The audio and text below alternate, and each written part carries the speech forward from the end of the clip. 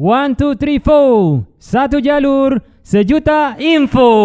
Assalamualaikum warahmatullahi wabarakatuh. Kembali lagi kita berjumpa di podcast Jalur Info. Satu jalur, sejuta info. Pemirsa, kali ini kita kembali ditemani oleh Bung Edmond. Beliau adalah seorang pengacara. Bung Edmond, apa kabar? Kabar baik. Alhamdulillah. Ya, Bung. Baru-baru ini kemarin kita dikejutkan dengan peristiwa tertangkapnya beberapa pejabat di lingkungan pemerintahan Kota Makassar disinyalir terlibat pemakaian narkoba. Ini bagaimana Abang melihat fenomena ini? Ya, saya mau jelaskan bahwa narkoba itu sebenarnya bukan hal yang baru, baik di pemerintahan, di eksekutif maupun di DPR-nya, partai politik ya. Tentu teman-teman masih ingat bagaimana dulu anggota DPR di Sumatera Utara, dia bandar narkoba, sabu-sabu. Sekian 100 lebih kilogram ditangkap oleh BNN langsung. Beberapa hari lalu, 2 atau 3 hari lalu, anggota DPRD juga di Aceh. 25 kilogram sabu-sabu, dia bandar, ditangkap oleh BNN.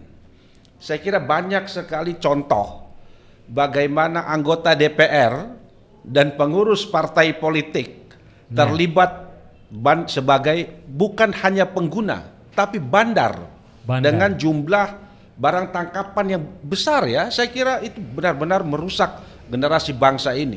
Itu hal yang lumrah akhirnya kalau kita ikuti bagaimana pemberitaan di media. Nah, kemudian kalau ditanya ada pegawai negeri yang terlibat narkoba misalnya ya, dengan jabatan yang tinggi, misalnya asisten, kepala bagian dan lain-lain. Saya mau bilang juga ini bukan hal yang baru di pemerintahan.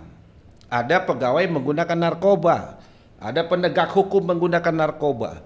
Kenapa? Saya mau bilang bahwa satu, yang saya ingat bahwa di pemerintahan itu seperti ada satu mekanisme yang tidak pernah diterapkan, yang sebenarnya mekanisme itu menurut saya sebagai hal yang mutlak harus dilakukan untuk memerangi narkoba. Misalnya seseorang yang akan ditempatkan dengan jabatan tertentu, dia hanya mengurus urut administrasi, syarat administrasi, tapi tidak pernah itu dites urin, dites narkoba. Ya. Yang kedua saya mau bilang bahwa syarat untuk administrasi kita, entahkah caleg atau masuk pegawai atau apapun, hanya tes urin. Saya pun alami itu ya. Kalau urus SKCK misalnya tes urin. Sementara itu ada tes narkoba lain yang juga efektif walaupun mahal, misalnya air liur, tes rambut, tes darah. Nah, bagi kepala daerah yang pegawainya ditangkap sebagai pengguna maupun pengedar narkoba, harusnya mereka itu meluangkan anggaran untuk melakukan tes-tes narkoba yang lebih canggih lagi, yang bukan hanya tes urin. Ini memang mahal, tapi perlu menurut saya. Perlu dilakukan kepada seluruh pegawai, kepada pegawai honorer, di tes yang lebih canggih. Kalau tes urin saya kira masih sudah bisa diakal-akali lah ya, tapi bagaimana kalau tes air liur, rambut, darah, itu saya kira sulit. Nah, ini yang penting. Jadi ada political will sebenarnya untuk kepala daerah ya. Bagaimana memerangi narkoba itu mulai dari dalam dengan dia menerapkan syarat-syarat. Kemudian menerapkan sejumlah tes-tes sebagai bentuk dia political will menunjukkan bahwa saya turut memerangi narkoba. Karena luar biasa kalau kita lihat di pemberitaan media massa bagaimana perkembangan narkoba itu cukup tinggi, seperti yang saya jelaskan dulu ya, bagaimana bandar-bandar narkoba ini dihukum mati tapi tidak juga menurunkan angka kejahatan narkoba. Karena apa? Karena dianggap itu bukan sebagai deterrence effect atau efek jerah, tapi mereka anggap biasa saja. Dihukum mati satu, ada satu lagi penggantinya, dihukum mati ada lain. Jadi memang begitu berbahayanya, begitu luar biasanya narkoba di Indonesia ini. Sehingga menurut saya seperti wali kota Makassar, dia harus tunjukkan kepada publik bahwa saya wali kota Makassar akan memerangi narkoba dengan jalan. Syarat-syarat untuk kenaikan pangkat, syarat-syarat menduduki jabatan itu harus dengan dites narkoba. Tentu bukan hanya tes urin ya. Tes urin murah sekali itu dan tidak canggih. Saya akan menganggarkan tes narkoba yang lebih canggih daripada tes urin kepada seluruh pegawai. Nah, itu political will yang harus ditunjukkan bahwa kepala daerah itu ikut memerangi narkoba. Ya. Kalau kita melihat di lingkungan pemerintahan Kota Makassar, ini kan ada mekanisme yang berjalan dalam perekrutan pejabat baru. Namanya itu adalah lelang jabatan. Nah, apakah menurut Anda langkah-langkah yang dilakukan oleh Pemkot dalam hal ini Pak Dhani Pomanto dalam merekrut pejabat baru dengan melaksanakan lelang jabatan, apakah kira-kira mampu mencegah terhadap munculnya fenomena-fenomena yang seperti ini, pejabat terlibat narkoba? Nah, itu yang saya bilang bahwa memerangi narkoba ini hanya lip service. Jadi hanya hiasan saja, hanya pencitraan saja di luar. Tidak benar-benar menjadi satu prasyarat mutlak begitu dalam jenjang karir. Di kepegawaian misalnya. Jadi harusnya bagaimana tes pegawai itu menduduki satu jabatan itu saya bilang tadi. Ada pernyataan bahwa apabila di kemudian hari saya terlibat penggunaan narkoba, maka saya akan mengembalikan seluruh pendapatan saya sebagai pegawai negeri.